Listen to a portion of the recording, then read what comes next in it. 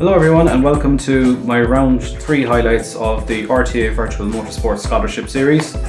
Today we're at Silverstone. We've got 3 races in very mixed conditions. It was a challenging couple of races. It was probably the most difficult round I've encountered to date anyway, but we're going to go through this video, maybe analyse some of the reasons why I wasn't so good this evening, and also enjoy some good fair racing, so I hope you enjoy.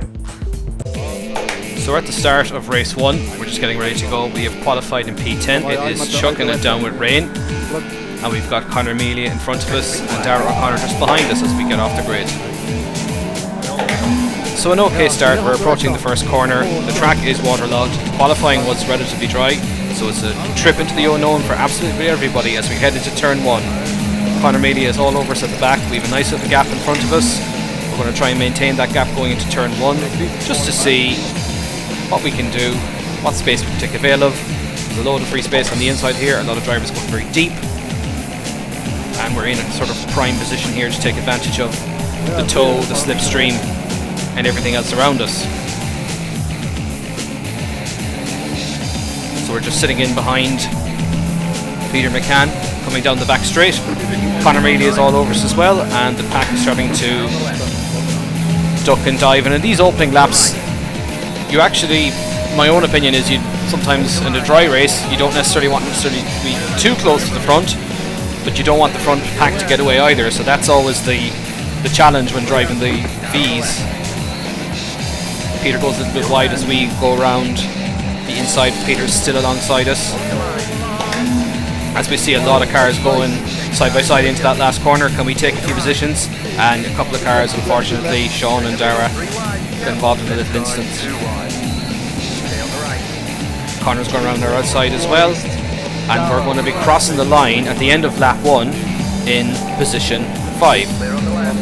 So in my own head here I'm like, okay, this is good, we're looking like we're on for a decent result here compared to our races that we've done previous time where we scored 2 podiums. So on the back straight here we've got Conor Amelia catching us. The field hasn't quite spread out yet, it's still quite bunched up, and in my own head I'm saying, well, I've just sit in the tow here, I'm happy to go alongside Conor, but this was actually a big mistake for me. By taking the slightly wider line on the outside, I completely slide wide and about 4 cars overtake me on the inside, and this has undone all of our lap 1 work, unfortunately. So we have Sean right beside us as we head into club, and it looks like we've now lost that lead pack, which is very frustrating because we had going side by side with Conor there was almost the undoing of it. Don't think we quite had the gap to the leaders, but that mistake was very, very costly, and it's now pushed me right back into the chasing pack, and this has now effectively become the second chasing group of cars, all fighting for positions 5 downwards. So Sean McClemens is looking at the inside of us, we take a slightly wider line, Sean sneaks through on the apex there, we're kind of side by side as we go around Vale and onto that back straight. We'd say we'll let Sean go here, it's not worth fighting. We have Travis Mahoney just behind us, and we're in the tow, we're in a 5-car tow heading down the back straight. Travis is having a look at us here as well, and a few drivers are choosing to sit back, notably Peter has sat back. He's got an okay gap to the car behind him. Sean is blinking a little bit on us in front of us, so we kind of take an inside line head into the corner just in case anything happens. And luckily for us, nothing major has happened. As you can see, Sean's still blinking behind us there. We have Travis now on our outside heading into club. Travis now swaps back to the inside. We try and dissuade him from that, but we decide just to let him go. And luckily we stay side by side long enough through the apex. There's a little bit more grip on the inside of that last corner in the wet conditions, so that allows us to draw alongside him one more time. Peter's sitting behind us heading into turn 1, and notably decides to back out of it, not to make it a 3-way scrap into turn 1, but we're alongside Travis here heading into turn 1,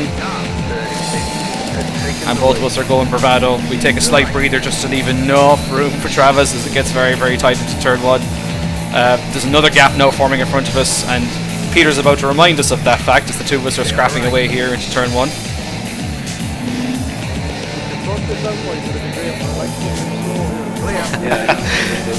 Yeah, so Peter basically kindly making the point, guys, this scrapping is actually costing you time to the cars in front. The couple of cars have gone wide here, and that's kind of put us back into the mix a little bit somewhat.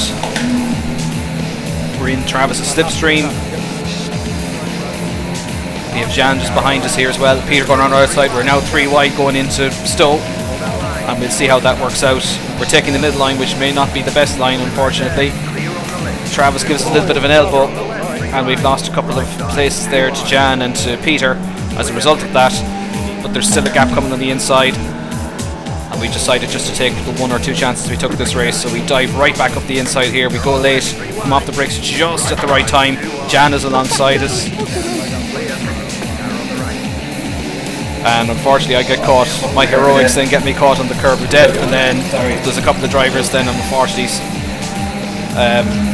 Sean Smith unfortunately been elbowed out of the way there, and Peter just behind us as well, so a little bit of a messy last corner.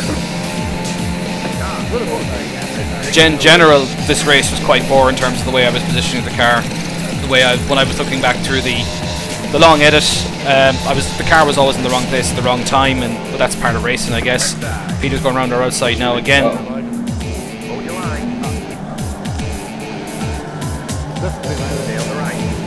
Tony Griffin has gone a little bit deep there, and this is where the two of us get tangled up, sadly, on the exit of the corner, and sadly that's going to be the cost of us finishing in the top 10 in race 1, and it's a very unfortunate incident.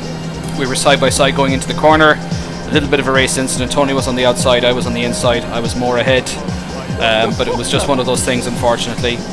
Unfortunately, Travis has a wheel issue, so he's disconnected in front of us. However, this has just been a very scrappy end of the first race, and it's such a shame that those small mistakes are so costly, and definitely could have done an awful lot better to improve. All I'm trying to do here is trying to limit damage, and definitely confidence has gone out the window here, where the conditions are so tricky.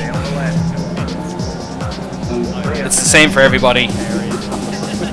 Definitely not feeling as brave as I did in other races before. At this stage now, I'm just kind of going, try not to get involved in any further incidents, and sort of hope and pray that everybody in front has a big bowling ball style incident and then sweep through and take the final podium positions. But as Lawrence kind of goes slightly wide there, that's kind of what we're hoping for here at this stage. But the truth of it is, it has to be said, compared to seasons gone by in the Formula V's, the standard is very, very high this season. It's very, very close. Nobody's giving an inch. Nobody's actually going to take those kind of bowling ball chances, bowling ball overtakes. It's been very, very tight in the field this season, and if you're too conservative, then that's the end of your being too conservative, can lose your place as well. So we're approaching the final lap, and we're behind Darragh O'Connor, who is racing on a controller. Astonishingly, in these wet conditions, is in a great position. We go slightly wide on the curb, and that has thrown me right wide, and that we're going to give a position to Lawrence. I've gone off track, so I have to just make sure I don't hit the car as I rejoin. So unfortunately for me, another costly mistake touching the curbs on the outside. We're heading on our last lap. Probably didn't use enough of the off track on the outside to gain momentum. Definitely have the sense of driving around in this race. Definitely not at the races myself. Could have done an awful lot better. But next time round we'll be better. So we try to go around the outside of Darragh here.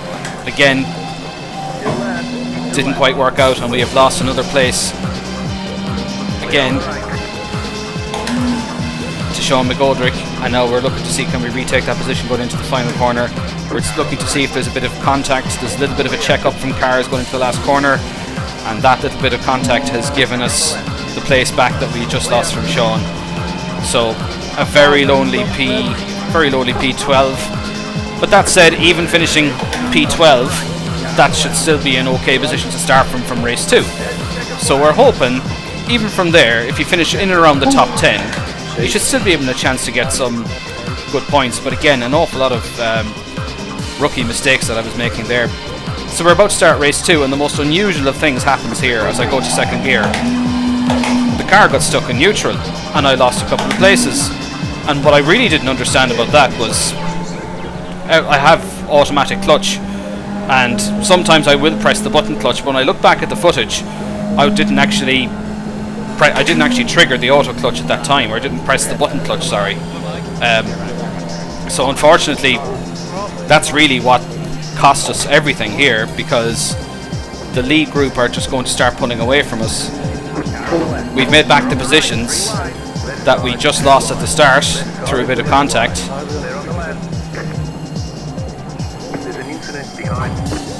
And we look at the huge gap in front of us that there is just no toe to take advantage from. So all of this race, unfortunately, is just going to be fighting the cars behind, and it looks like we're going to get that sinking feeling soon enough as Lee Cogan draws alongside us.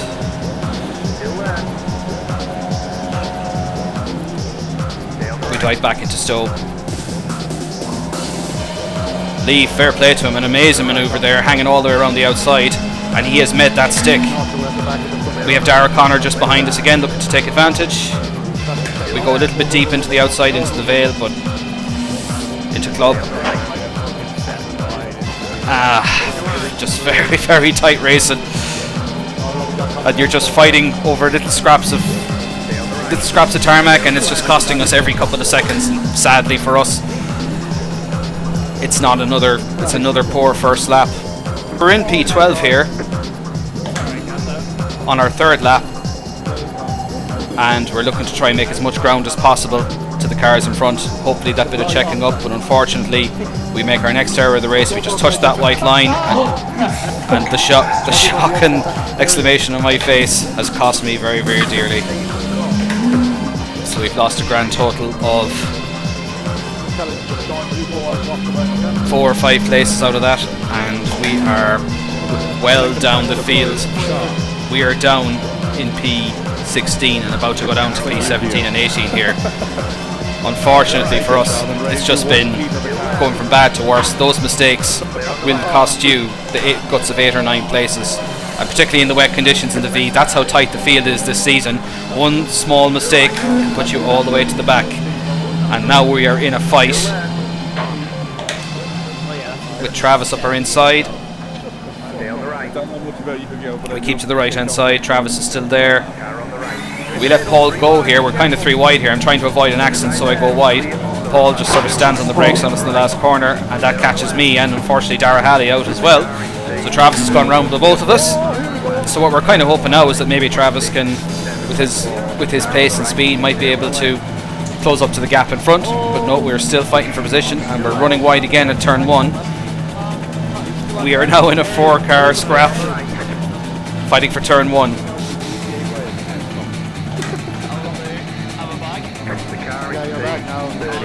So we're just behind Travis as we move on to lap 11. So Travis has pulled away in front of us and made a couple of spots. We're now coming to the end of the race.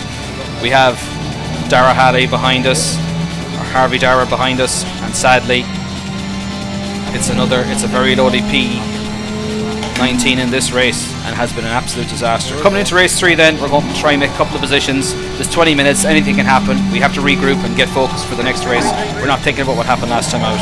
We tried to start in second gear to try and avoid what happened in the second race, but it looks like it has been overly costly towards us, sadly.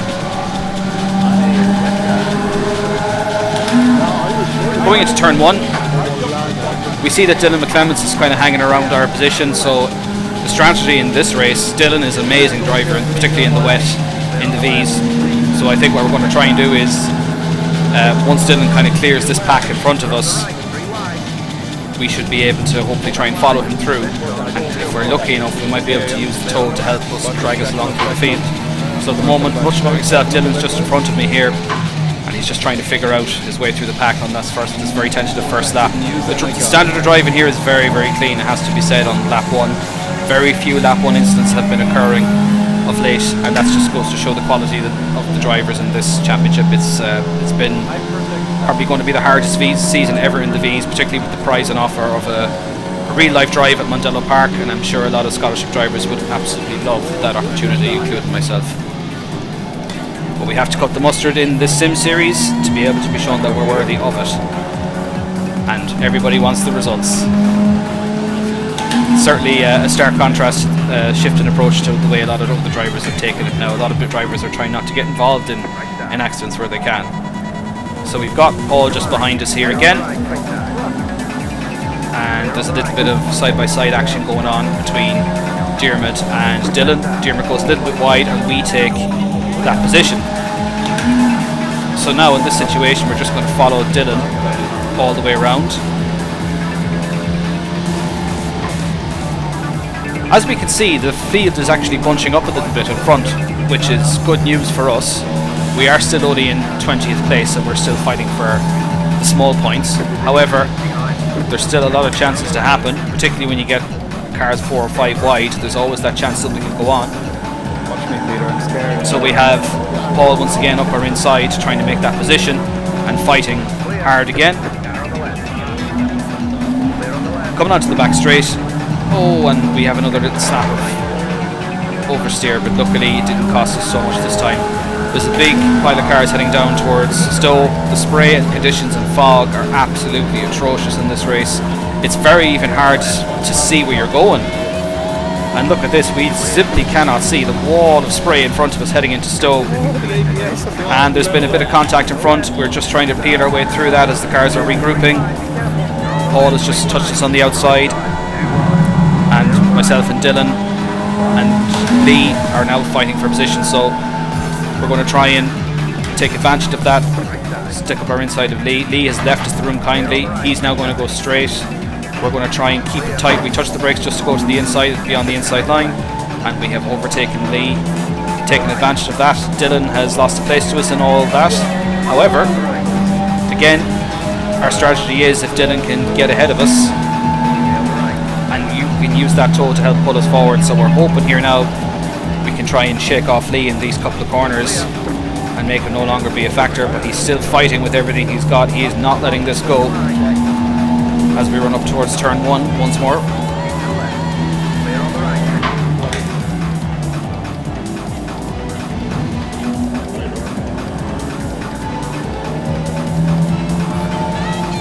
So we have made to do with Lee, and now Dylan is right behind us. And in my head here, there's absolutely no reason to be fighting Dylan. He is clearly the much faster driver in this race. And my pace in these fully wet conditions has been, particularly in the clean air, if you could call it clean air, was not very good. So Dylan has overtaken us at this stage. Dylan's gone up the road. He's overtaken 2 further cars. We're now on lap 9. And Diarmuid, who had his difficulties earlier, is now caught right up with us. And he's getting ready to put a move on me. So at this stage here, I'm kind of going, should I keep... I was fighting Diarmuid a few laps before this. And I think at this stage now, the penny is finally dropped for me. For Diarmuid, maybe we should just let Diarmuid go. We're kind of fighting side by side here, but I think Diarmuid has just got more pace than me, and when a driver's just got more pace in that moment, is it just better to let them go and try and use the tow to catch them? It didn't work for us with Dylan, but Dylan, as we all know, is on a different planet of pace, particularly in this car and in these conditions. So we're approaching lap 12. We're now on lap 12. And both me and Diarmuid have an unusual situation whereby we both run very wide. I follow him as he runs wide, and we both get slowdowns. At this stage, I'm not sure if Diarmuid has got a slowdown, so in my head I decide, well, I'm backing off a little bit earlier here. So what's the best way to avoid a penalty here? So we're trying to bleed away that penalty by slowing down, braking a little bit earlier. Diarmuid's gone well up the whole road ahead of us, and I'm thinking, right, I have to slow right down here. So we finally have made that penalty deficit. We've judged it okay. As we can see here, Diarmuid is now taking his penalty. He's decided to wait till the last moment and brake very hard. But as a result of that, we decide, right, okay, here we go, let's have a chance. And Diarmuid has gone very deep, and that's allowed us back in front of Diarmuid. As you can see, Darragh O'Connor in front of us. And the question at this pace here, the gap is just too far in front, and Darragh's pace was excellent on the controller in these conditions. We're now on our final lap of the race. We're in 15th place. We see a yellow flag in front of us. There's obviously some sort of last lap calamity, and it is Sean McGoldrick who has gone wide. and is rejoining the circuit. We have the momentum there just to take that back off him.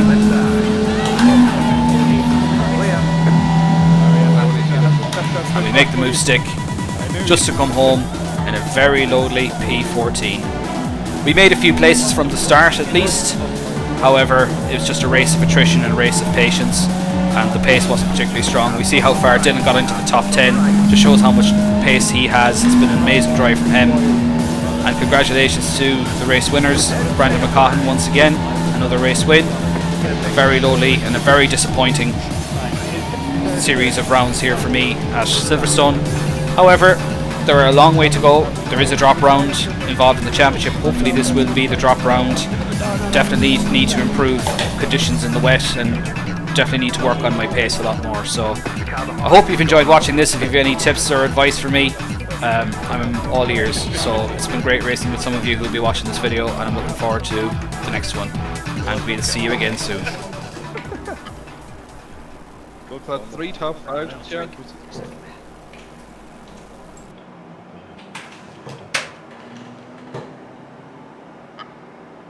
don't think I got one single podium in all the races. Felt